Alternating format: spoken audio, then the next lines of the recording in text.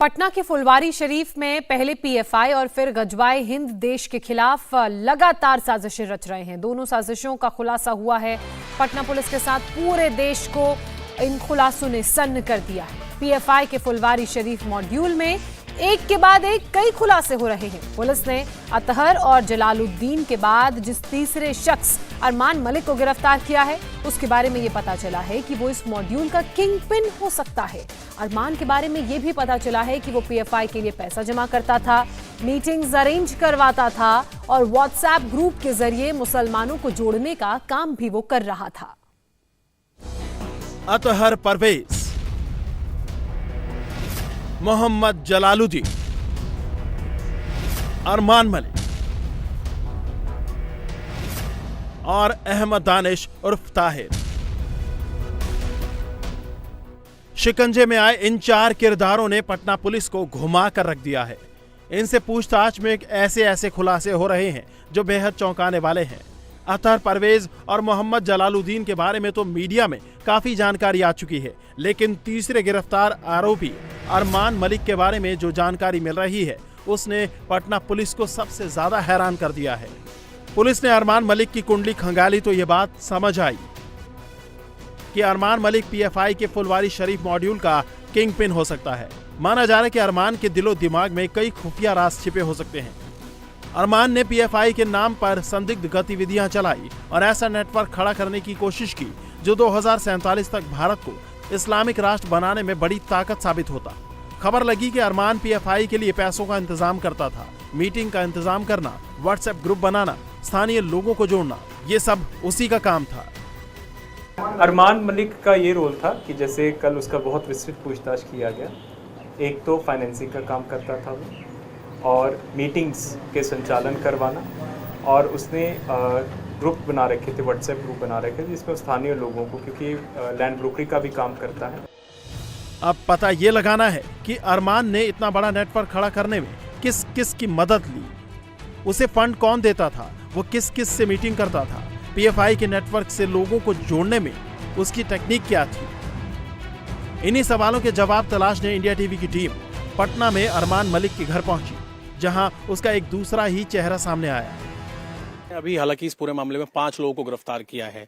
जो डॉक्यूमेंट्स मिले हैं, जिन लोगों की गिरफ्तारी की गई, चाहे वो जलालुद्दीन हो या अरमान मलिक हो, जो वहां से डॉक्यूमेंट्स मिले हैं उस दफ्तर से, उसमें जो बातें लिखी हुई हैं बेहद आपत्तिजनक बातें हैं। इवन पीएम मोदी का जब यहाँ पर दौरा था उसमें भी गड़बड़ी की कई सारी ऐसी बातें सामने आई हैं। अरमान मलिक पर फंडिंग का आरोप लग रहा है। जो सूत्र हैं कि इस पूरे काम को कराने के लिए फंड दिया करते थे, वहां पर मीटिंग्स किया करते थे। ऐसी कोई जानकारी आपको कभी लगी कि ये पीएफआई के लोगों से मुलाकात करते हैं? नहीं, ये मैटर हमारा, it is not a concern, हमारे इसका नहीं है, हम नहीं जानते हैं, इस तक तो हम नहीं जा सकते हैं। अब हम ऊपर की बात जान रहे हैं, जो हम देख रहे थे, तो he is a very good person, no doubt. अब वॉट एवर एनाइज मतलब उसको देख रहा है, पुलिस क्या खंगाल रहा है, वहां तक तो मैं नहीं जा सकता हूँ ना। अब it is there matter, it's very clear to you, है ना। लेकिन मैं इतना बतलाता हूँ कि he is a very good person as far as I know for the last 10 years।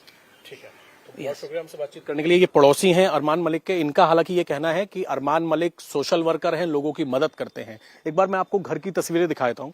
ये अरमान मलिक का घर है, जो कि फुलवारी शरीफ जो है, यहाँ पर एक कॉलोनी है और ये नई कॉलोनी है। यहाँ पर ये एक बहुत बड़ा घर है अरमान मलिक का, जहाँ पर वो नीचे अपना एक इंटरनेशनल स्कूल चलाते हैं और इस बिल्डिंग के अलावा और भी जगह स्कूल चलाते हैं। हमने घर में यहाँ पर बात करने की कोशिश की है। घर में कुछ लोग मौजूद भी हैं, लेकिन कोई इस वक्त यहाँ पर बातचीत करने को तैयार नहीं है। हमने बेल भी यहाँ पर बजाई, दोबारा से एक बार कोशिश करेंगे कि कोई यहाँ पर बात करने के लिए आ पाए।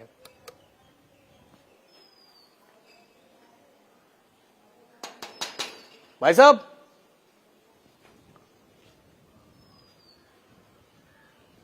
देखिए फिलहाल अभी यहाँ पर बातचीत करने के लिए कोई मौजूद नहीं है, कोई बात यहाँ पर अभी फिलहाल नहीं करना चाह रहा है। लेकिन जिस तरीके के एलिगेशंस हैं वो बहुत ज्यादा संगीन है, क्योंकि जो पुलिस सूत्र हैं उनका ये कहना है कि जिन लोगों की शुरुआत में गिरफ्तारी की गई, जो डॉक्यूमेंट्स वहां पर मिले, जिस तरीके से साल 2047 में जो एक साजिश पूरी की पूरी रची जा रही थी साल 2047 के अंदर, उसके अंदर अरमान मलिक के ऊपर यह आरोप लगाया गया है कि अरमान मलिक इस पूरे काम के लिए फंड इकट्ठा किया करता था, फंडिंग किया करता था, और वहां पर जो पीएफआई के लोगों से जो मीटिंग्स होती थी, जो बाहर के वहां पर लोगों का आना जाना था, वहां पर भी अरमान मलिक मौजूद होता था। पड़ोसी भले ही अरमान को पाक साफ बताने की कोशिश कर रहे हों, लेकिन पुलिस की माने तो जमीन की खरीद फरोख्त की दलाली करने वाला अरमान का क्रिमिनल बैकग्राउंड है।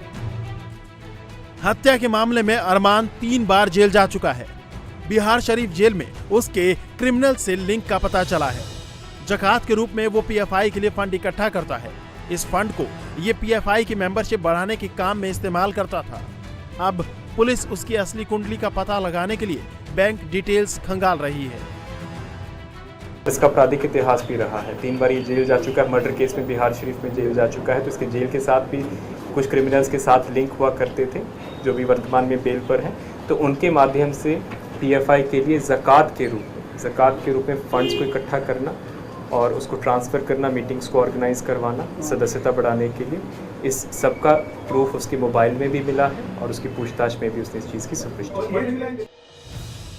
अरमान समेत फुलवारी शरीफ के पीएफआई मॉड्यूल केस में गिरफ्तार सभी आरोपियों से पूछताछ में मिल रहे सुराग के बाद पटना पुलिस की जगह जगह छापेमारी भी जारी है। शुक्रवार को पटना के सब्जी बाग इलाके में एटीएस और पुलिस ने एसडीपीआई यानी social democratic party of India के दफ्तर पर छापेमारी की, जहां से 2 लोगों को हिरासत में लिया गया। एसडीपीआई पर पीएफआई की तरह गतिविधियां चलाने का आरोप है। पुलिस ने यहां से इस्लामिक सत्ता स्थापित करने के मकसद से जुड़े विवादित पोस्टर जब्त किए। एक पोस्टर में तीस्ता सीतलवाड़, आरबी श्री कुमार और मोहम्मद जुबैर की तस्वीर छपी हुई थी।